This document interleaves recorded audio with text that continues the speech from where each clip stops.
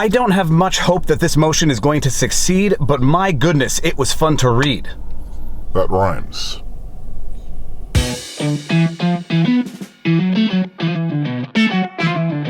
Viva Frei, Montreal litigator turned YouTuber, and this is Winnie the Westie getting ready for his afternoon nap. Is he already asleep? All right, let's put Winnie down because I think he's already tired. This is a motion for change of venue filed by one of the defendants in the January 6 riots.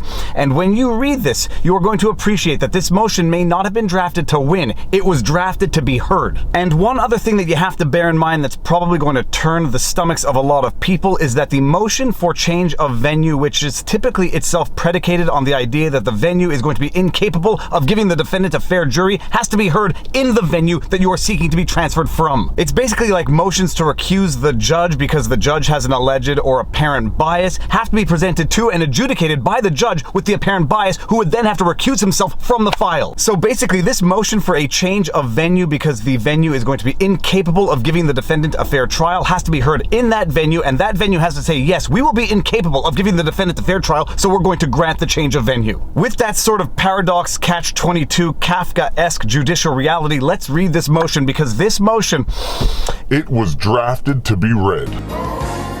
In the United States District Court for the District of Columbia, United States versus Thomas E. Caldwell, motion to transfer venue. Comes now the defendant, Thomas E. Caldwell, by and through his attorney, David W. Fisher, Esquire, and respectfully moves this honorable court for a transfer of venue for this trial by an impartial jury under the 5th and 6th Amendments and pursuant to Rule 21A of the Federal Rules of Criminal Procedure. This memorandum starts with a quote, and for anybody who is mildly familiar with my channel, you know that I love quotes. I end every video with what I hope is an insightful quote, and incidentally, I should probably remind you at the beginning of this video to like, share, subscribe, hit that notification bell so you get notified when I put up more of these types of videos. All right, now with that dirty begging out of the way, let's get to the opening quote of this memorandum because it's a good one. Quote, "The theory in our system of law is that conclusions to be reached in a case will be induced only by evidence and argument in open court and not by any outside influence," end quote. Patterson versus Colorado. Accordingly, Justice Hugo Black observed that the American justice system, quote, "has always endeavored to prevent even the probability of unfairness," end quote. And what could be the potential concern of unfairness in this case? The public enemy number one, according to mainstream media, the people who stormed Capitol Hill, the insurrectionists. Can they possibly even hope to potentially get a fair trial in DC? Now, I am not suggesting an answer by asking that question. I think it is a rhetorical question because everybody already knows the answer. But perhaps that is just indicative of my bias, whatever that bias might be, as a pure outsider looking in and observing the system. But let's get to the factors that are to be considered when considering a change of venue. Factors to be considered in whether to grant a venue change requested based upon prejudicial pretrial publicity are the size and characteristics of the community, the nature and extent of pretrial publicity, the proximity between the publicity and the trial, and evidence of juror partiality. In some cases, a potential jury pool can be determined to be irredeemably biased when the alleged crime results in, quote, "effects on a community that are so profound and pervasive that no detailed discussion of the pretrial publicity and juror partiality evidence is necessary," end quote. And if you want to talk about prejudicial pretrial publicity, I don't think we need to look any further than this particular case of the insurrection. And the fact that we even refer to it as an insurrection is evidence of this prejudicial pretrial publicity. Factual and procedural background. The instant case arises out of the unfortunate events of January 6, 2020, a protest, quote, "gone wild," end quote, on Capitol Hill. I am sure mainstream media will disagree with me, but I think protest gone wild is a far better characterization for what happened than an insurrection. That is just my humble opinion. Take it for what it's worth. Let's get back to this memorandum. Caldwell was the first defendant charged in the Capitol Hill protest with major felony crimes such as conspiracy. Accordingly, the announcement of Caldwell's arrest on January 19th saturated the national and local news with blaring headlines such as, "Oath Keepers faced first conspiracy charges over Capitol riot." Bloomberg, January 19, 2021. Quote, "I am such an instigator," end quote. "Oath Keeper leader charged with conspiracy in Capitol riots." Daily Beast, January 19, 2021. "Prosecutors say Oath Keepers militia members conspired in U.S. Capitol siege." Reuters, January 19, 2021. "First Capitol riot conspiracy charge filed against alleged Oath Keepers leader, The Hill," January 19, 2021. It's the mailman. What's up? Oh, you got something? Yeah. For her, it sounds like a can. Could be good. All right, now where were we on the last of the headlines? Self-styled militia members planned on storming the U.S. Capitol days in advance of Jan 6 attack, court documents say. Washington Post, January 19, 2021. So yeah, the mainstream media does its thing. It runs highly hyperbolic and inflammatory and fear-inducing headlines day in and day out throughout the media cycle, even if they have to subsequently attenuate those headlines and the content of those articles, but by that time nobody's reading. And to that end, just wait until you see how the Washington Post described the situation in one of the articles it produced. Hundreds of print, radio, and television media outlets broadcast similar stories. Many of these stories, citing government filings and sources, describe Caldwell as a, quote, leader, end quote, of the Oath Keepers organization and claim that Caldwell led the, quote, planning and organization of a, quote, military-style attack on the Capitol. Most inflammatory news outlets citing charging documents suggestively reported that Caldwell and others intended to do very bad things to members of Congress while inside the Capitol. Now, anybody who has been paying attention to this from the beginning knows that a lot of these headlines and a lot of these stories have been walked back as relates to highly material accusations that have turned out to be somewhat less than accurate. The question now is, can Caldwell reasonably hope to get a fair trial in this jurisdiction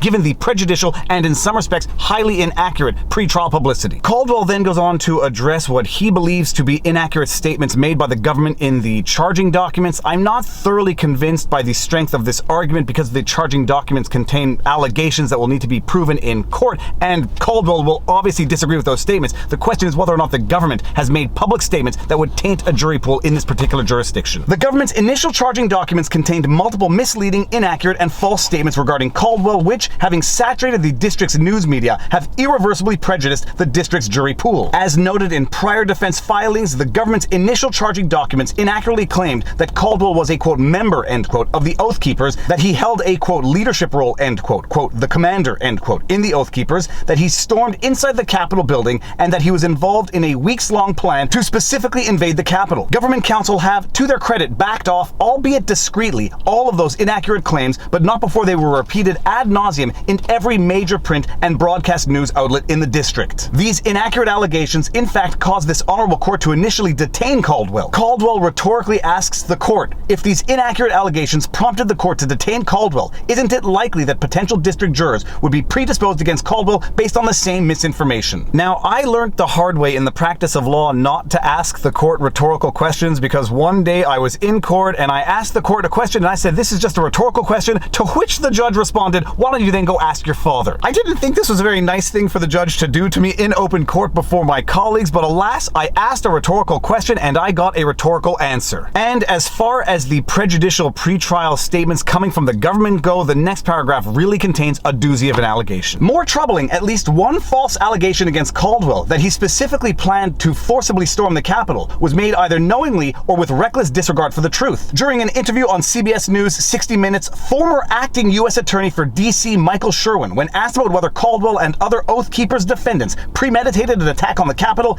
engaged in the following dialogue. Scott Pelley, was there a premeditated plan to breach the Capitol? Michael Sherwin, that's what we're trying to determine right now. We've charged multiple conspiracy cases, and some of those involve single militia groups, some of them involve multiple militia groups. For example, individuals from Ohio militia were coordinating with a Virginia militia group of Oath Keepers, talking about coming to the Capitol region, talking about no specific communication about breaching the Capitol, but talking about going there, taking back the house, talking about stopping the steal. And when it comes to potentially prejudicial public statements that could compromise the defendant's ability to get a fair trial in D.C., the acting U.S. attorney doesn't stop there. Government counsel's prejudicial, extrajudicial statements have also added to the tainting of the jury pool in the district. Former acting U.S. attorney Sherwin took it upon himself to express his personal opinion on 60 Minutes that Caldwell and others tried to violently overthrow the U.S. government. Scott Pelley, I'm not a lawyer, but the way I read the sedition statute, it says that, quote, sedition occurs when anyone opposes by force the authority of the United States or by force hinders or delays the execution of any law of the United States, end quote. Seems like a very low bar, and I wonder why you're not charging that now. Michael Sherwin, okay, so I don't think it's a low bar, Scott, but I will tell you this.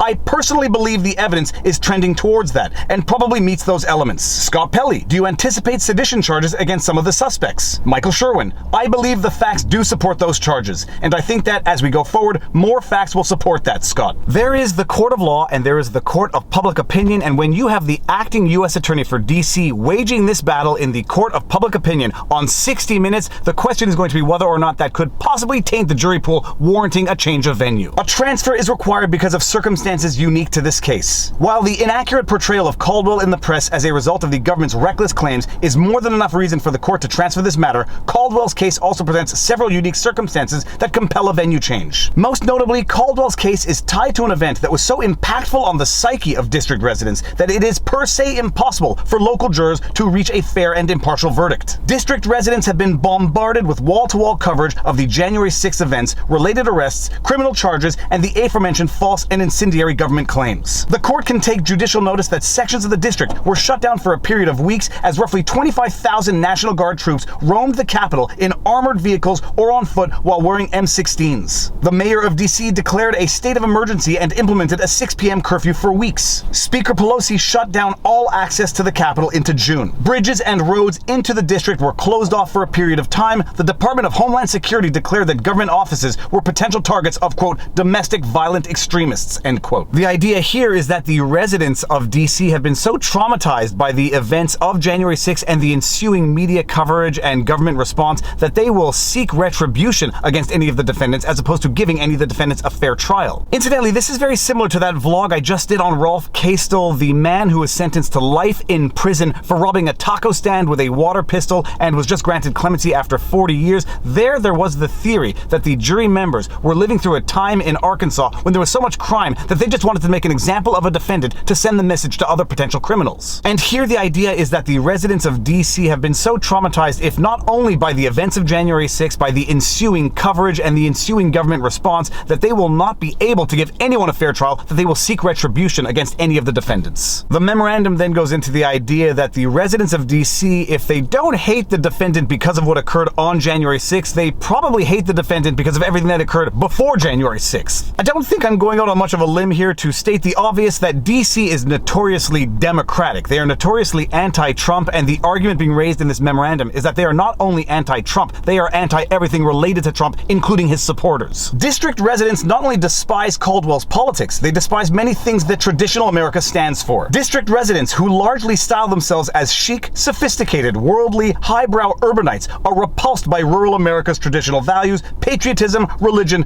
gun ownership, and perceived lack of education. Conversely, rural America is repulsed by what it perceives as East and West Coast progressive snobbery, addiction to government funding, lack of moral values, and petulant intolerance for those with different viewpoints. The, quote, two Americas, end quote, couldn't be more different and largely despise and distrust one another. To deny that the lion's share of potential district jurors will be highly predisposed against a Trump-supporting defendant is like denying that water is a liquid. Caldwell should be judged on the facts of the case and the law, not on his prior support for President Trump. Caldwell doesn't stop there, and if you can believe it, it gets even better, but some of you might be saying to yourselves, this is a rather bizarre strategy to be adopting if you are trying to convince the venue to change the venue for the trial. Caldwell cannot receive a fair trial in the district because he is the victim of DC-based systemic race baiting. The President, Attorney General, Speaker of the House, prominent politicians, and media personalities have engaged in the most shameful race baiting regarding Caldwell and other defendants. They have repeated false claims that Caldwell and others are, quote, white supremacists, end quote,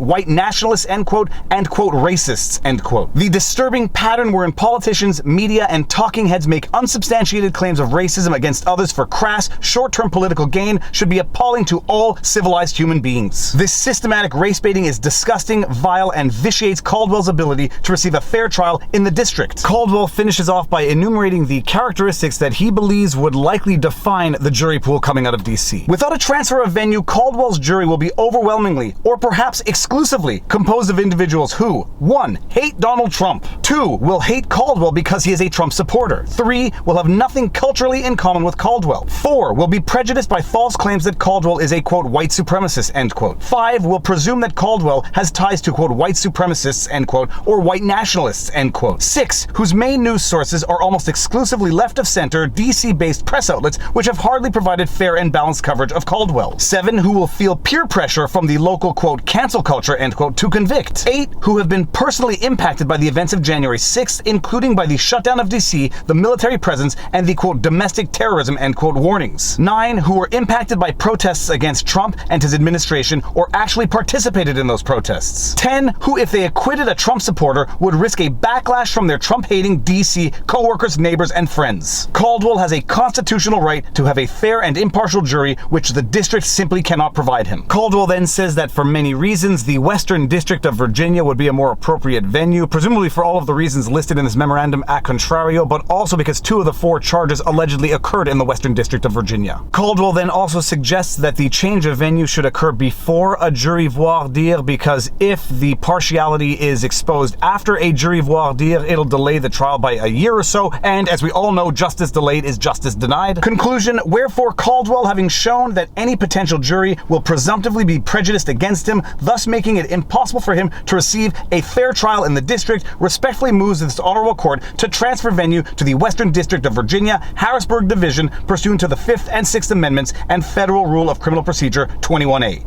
Respectfully submitted, David W. Fisher, Esquire. Now, as all of you watching do or ought to know, I am a Quebec attorney and I actually never practiced criminal law, so I don't know how this is going to go down. I just know how I think it's going to go down based on what I've seen from the American judicial system, and I am not confident that Caldwell is going to succeed in his motion for change of venue. I am actually thoroughly convinced that he is not going to succeed, that this court is going to say, "We are more than capable, sir, of giving you a fair trial. The jury members are more than capable of being objective, and how dare you insult them by suggesting they wouldn't be." To be determined, we will see. I will discuss this with Robert Barnes during the next live stream, but if you like my videos, you like my content, please be sure to like, share, subscribe, hit the notification bell, and drop a comment in the comment section below because it feeds the algorithm. Yeah, right, mister. An elephant just knocked over your mailbox. Okay. If you want to support the channel, all of the support links are in the pinned comment. We've got merch if anybody is interested. Robert Barnes and I do weekly live streams every Sunday. We do weekly streams with a guest every Wednesday called The Sidebar. We are also on Locals. If you want to support us there, you can find us at VivaBarnesLaw.locals.com.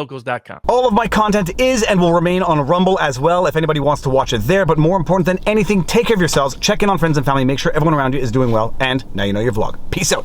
Booyah!